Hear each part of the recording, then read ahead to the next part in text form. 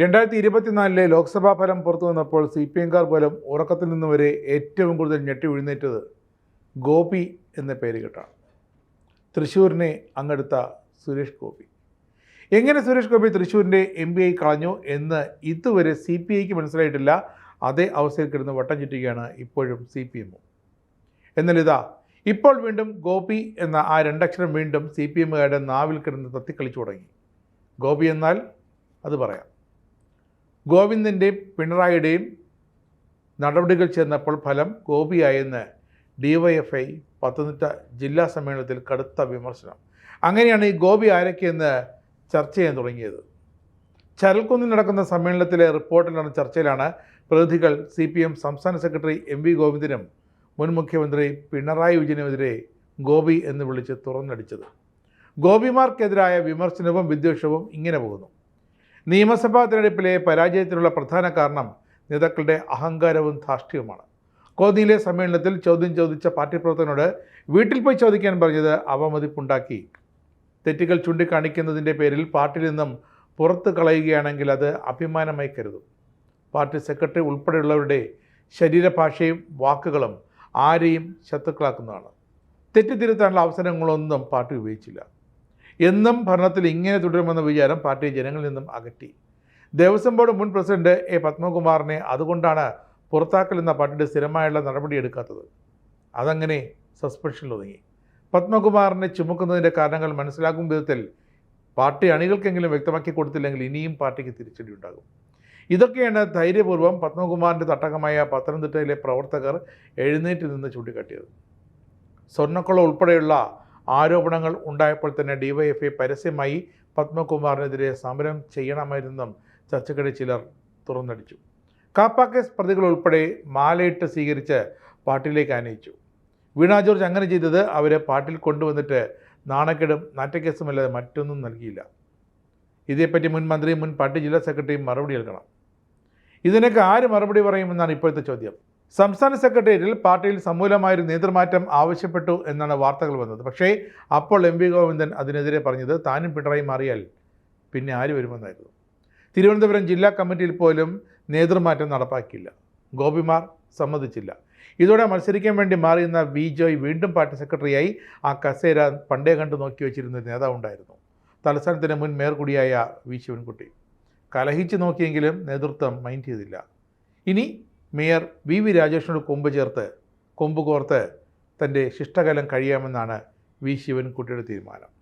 അങ്ങനെ ശിവൻകുട്ടി ഒപ്പിട്ടില്ല, ഒപ്പിടാൻ പോകുന്നു, ഇനി ഒപ്പിടില്ല എന്നൊക്കെ CPIക്ക് ഉറപ്പ് നൽകിയ, കേരളത്തിലുണ്ടല്ല CPIക്ക് ഉറപ്പ് നൽകിയ PM ശ്രീയിലാകട്ടെ ഇപ്പോഴത്തെ മുഖ്യമന്ത്രി VD സതീശൻ അത് ആ PM ശ്രീ പദ്ധതിയുമായി മുന്നോട്ട് പോകാൻ പോകുന്നു. എന്താണ് ന്യായം?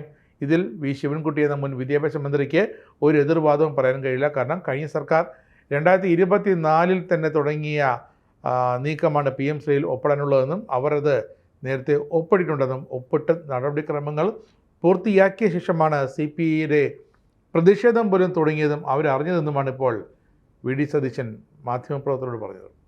അപ്പോൾ പിന്നെ അതിലും കാര്യങ്ങളൊക്കെ തീരുമാനമായി. ഏതാണ്ട് 1000 കോടിയിൽ പരം രൂപ PM ശ്രീയിൽ നിന്ന് കിട്ടാനുണ്ട്. അതിലേതാണ്ട് 100 കോടിയിൽ പരം കഴിഞ്ഞ സർക്കാർ വാങ്ങിയെടുത്തു കഴിഞ്ഞു. ഇനിയുള്ള തുകയെങ്കിലും മറ്റുള്ളവരുടെ പോക്കറ്റിൽ പോകാതെ, മറ്റുള്ളവരുടെ വയറ്റിലേക്ക് പോകാതെ കൃത്യമായി കേരളത്തിലെ കുട്ടികൾക്ക് വേണ്ടി വാങ്ങിയെടുക്കണം എന്നാണ് ഇപ്പോൾ മുഖ്യമന്ത്രി VD സതീശൻ പറയുന്നത്. പിന്നെ പത്മകുമാറിൻ്റെ കാര്യം.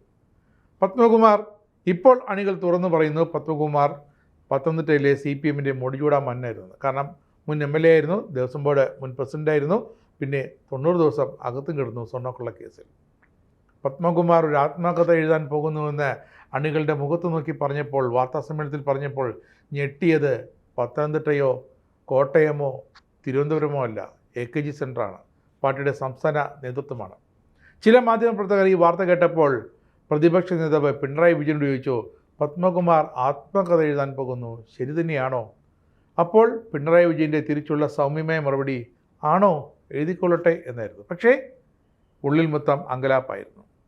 എന്നിട്ട് പിണറായി ചോദിച്ചു സംസ്ഥാന നേതൃത്വത്തോട്, പത്മകുമാർ അങ്ങനെ ഒരു ആത്മകഥ എഴുതുമോ എന്ന്. അങ്ങനെയെങ്കിൽ പത്മകുമാറിനെ വിലക്കണം. അതിനാണ് പത്മകുമാറിനെ പുറത്താക്കാനെടുത്ത ആ തീരുമാനത്തെ വെട്ടിത്തിരുത്തി വീണ്ടും സസ്പെൻഷനിലേക്ക് ആക്കിയത്. പത്മകുമാറിൻ്റെ കയ്യിലുമുണ്ട് ഒരു പിടി രഹസ്യങ്ങൾ. പത്മകുമാർ ഈ രഹസ്യങ്ങൾ പുറത്തുവിട്ടാൽ പ്രതിപട്ടികയിൽ ആദ്യം എത്തുക മുൻ ദേവസ്വം മന്ത്രി കടകംപള്ളി സുരേന്ദ്രൻ തന്നെയാകും, ഒരു സംശയം വേണ്ട. കാരണം പത്മകുമാർ വ്യക്തമായി പറഞ്ഞത് ശബരിമലയിലേക്കുള്ള മേൽശാന്തി നിയമനത്തിൽ ആരാകണം ശബരിമല അയ്യപ്പൻ്റെ മേൽശാന്തി എന്ന് ഒരു പേര് തൻ്റെ ചെവിയിൽ പറഞ്ഞു തന്നു. ആരാണ്? അന്നത്തെ ദേവസ്വം മന്ത്രി കടകംപള്ളി സുരേന്ദ്രൻ. പാർട്ടി തീരുമാനമാണ്, ഇതാണ് പറയേണ്ടതെന്ന് പറഞ്ഞു. അദ്ദേഹം തന്നെ ആ വർഷം മേൽശാന്തിയായി. അതുപോലെ തന്നെയാണ് സ്വർണ്ണപ്പാളി ഇളക്കിയെടുത്ത് പുറത്തേക്ക് കൊടുത്തു വിട്ടിട്ട് അത് ചെമ്പ് പാളിയാണെന്ന് മിനിറ്റ്സിൽ എഴുതി വച്ചത് തൻ്റെ പേരിലുള്ള മിനിറ്റ്സ് ആണെങ്കിലും അത് എഴുതിയത് താനല്ലെന്ന് പത്മകുമാർ ആണയിട്ട് പറയുന്നു. അയ്യപ്പനെ വിളിച്ചാണ് പത്മകുമാർ ആണയിടുന്നത്. അപ്പോഴെങ്കിലും നമ്മൾ കേരളീയർ അതൊന്ന് വിശ്വസിക്കണം. കാരണം പത്മകുമാർ പറയുന്നത് ഏതാണ്ടൊക്കെ ശരിയാണ്. പത്മകുമാറിന് എല്ലാം അറിഞ്ഞുകൂടാ എന്നല്ല, ചിലതൊക്കെ അറിയാം. സ്വർണ്ണക്കൊള്ളയിൽ ചിലതൊക്കെ അറിഞ്ഞുകൂടായിരുന്നു. പക്ഷേ പത്മകുമാറിനെ ചതിക്കുകയായിരുന്നെന്ന് പത്മകുമാർ തന്നെ ഇപ്പോൾ തൻ്റെ ശരീരഭാഷയും മറ്റ് ചില സൂചനകളും കൊണ്ട് വ്യക്തമാക്കുന്നുണ്ട്. ഇതേ പത്മകുമാറിനെ ആര് ചതിച്ചു, എങ്ങനെ ചതിച്ചു, എന്തിന് ചതിച്ചു? പത്മകുമാറിന് ദേവസ്വം ബോർഡ് ഭരണത്തിലുള്ള കൃത്യവിലോപം, ഉണ്ണികൃഷ്ണൻ പോറ്റിയുമായുള്ള ബന്ധം, അതുപോലെ തന്നെ മറ്റ് വിവാദ ഇടപാടുകൾ, ദേവസ്വം ബോർഡ് പ്രസിഡൻ്റായിരുന്ന കാലത്ത് ഈ വിഷയങ്ങളിലാണ് SIT പത്മകുമാറിനെ കൊടുക്കാൻ നോക്കുന്നത്.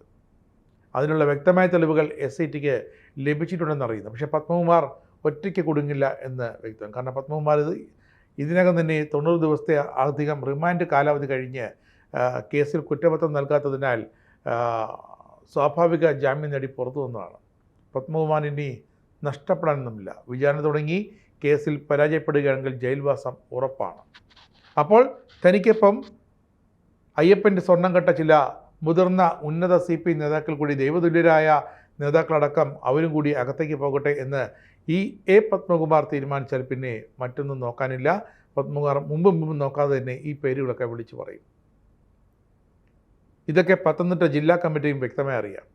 അതുകൊണ്ട് തന്നെയാണ് ജില്ലാ കമ്മിറ്റി ചേർന്ന് പത്മകുമാറിനെതിരെ രൂക്ഷ വിമർശനമുയർത്തി ജില്ലാ കമ്മിറ്റി യോഗം അവസാനിപ്പിക്കാൻ ഒരു ശ്രമം നടന്നത്. പക്ഷേ അവിടെ ഏറ്റവും വലിയ പരാമർശം ജില്ലാ കമ്മിറ്റി അംഗങ്ങളുടേത് ഗോപിയായിരുന്നു, MV ഗോവിന്ദനും പിണറായി വിജയനും. അങ്ങനെ വീണ്ടും ഇതേ ഗോപി എന്ന ആ വാക്ക്, രണ്ടക്ഷരം വീണ്ടും CPM നാവിൽ തത്തിക്കളിക്കുകയാണ്. ഗോപി ഇഫക്റ്റ് മറ്റേതെല്ലാം ജില്ലകളിൽ ഇനി ഉയർന്നു വരും. നേതൃമാറ്റം ഉണ്ടാകുമോ ഇല്ലയോ?